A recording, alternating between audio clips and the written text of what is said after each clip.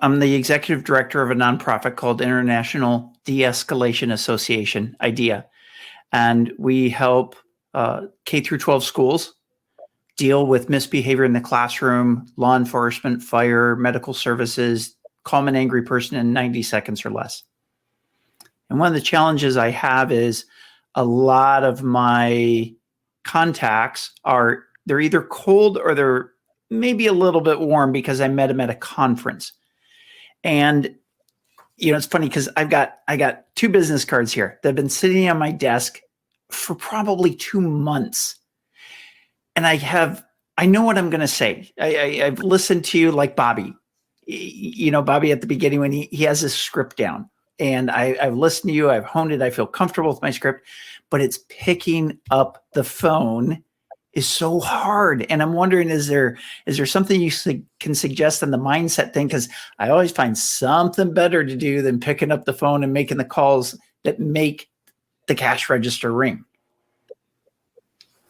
Right. So let's analyze this and break it down and see what is it in itself subconsciously that actually is holding you back from making that phone call. And my hunch is most likely is you're anticipating resistance.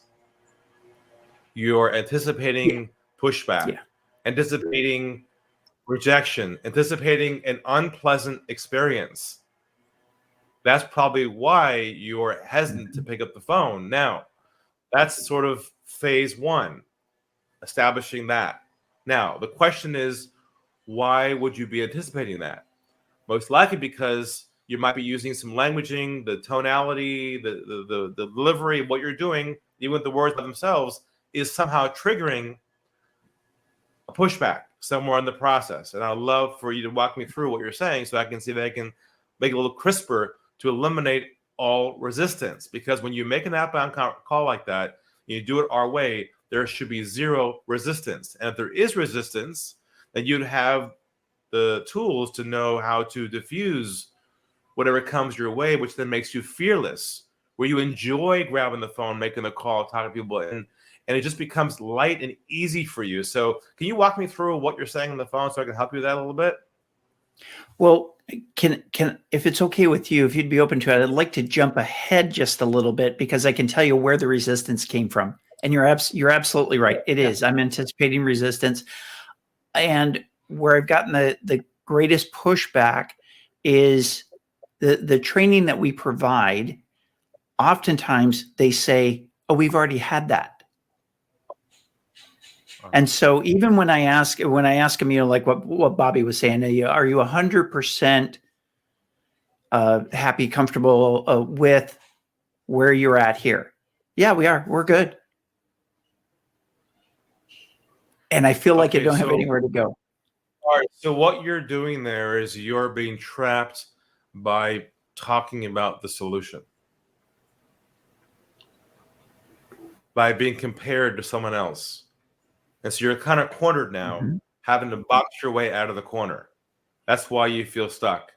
So the question is, how can we reroute your conversation so it's problem-centric and they don't come to you and say, we're already using someone just like you. We can find a way to differentiate you based upon the problems that you use to engage them around the conversation. Or maybe we can even talk about the results of what they're using now. But there's going to be some way we can differentiate you. And I think it has to do with the approach you're using in terms of how to define the issues. And if they're using someone else, ignore that. If they say that to you as an objection, for instance, you can say, no problem, that's fine. Diffuse. Would you be open to a different perspective that you may not have access to before that could make a difference for your kids? Would you be open to that? Yeah, I love that. That would be very hard to reject because you're not saying what they're doing is wrong or you're better. So you get out of the boxing ring. Just say, hey, that's fine. A little keto, that's fine, no problem. Great.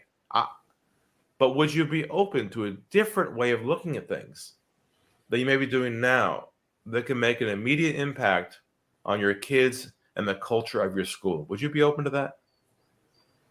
That's beautiful. That's perfect. It's exactly what I needed to hear. Thank you. And that languaging should be the one piece that releases the conversation, makes you feel free to pick up that phone. So thank you. That's a great scenario. Thank you, Carrie. And come on back again sometime. I will. Thank you so much, Ari.